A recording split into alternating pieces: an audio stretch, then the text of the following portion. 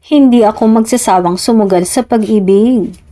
Ito nga ang naging pahayag ni Paula Avellino kahapon sa isang interview ng kanilang poster reveal. Say ng aktor, hindi ko na maalala ang huli. After pandemic pa ata. Hindi ako marunong sumugal sa pag-ibig pero ang importante, susugal, willing pa ring sumugal.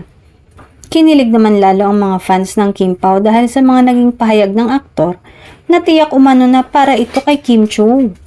Nasa ligawan stage na nga daw kasi ngayon ng dalawa at mukhang hindi susuko si Paolo. Kaya ang ending, kahit naabala sa lahat ng ganap nila sa buhay ay open pa rin silang lumabas-labas, magbanding kapag kaya ng schedule. Samantala, hindi rin nakaligtas sa ilang fans sa mga sinabi na ito ni Paolo.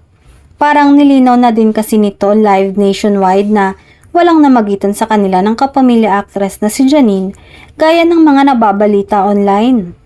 Dahil kung pandemic pa umano ang tinutukoy na last relationship ni Paolo ay ang naging karelasyon nito na Australian girl.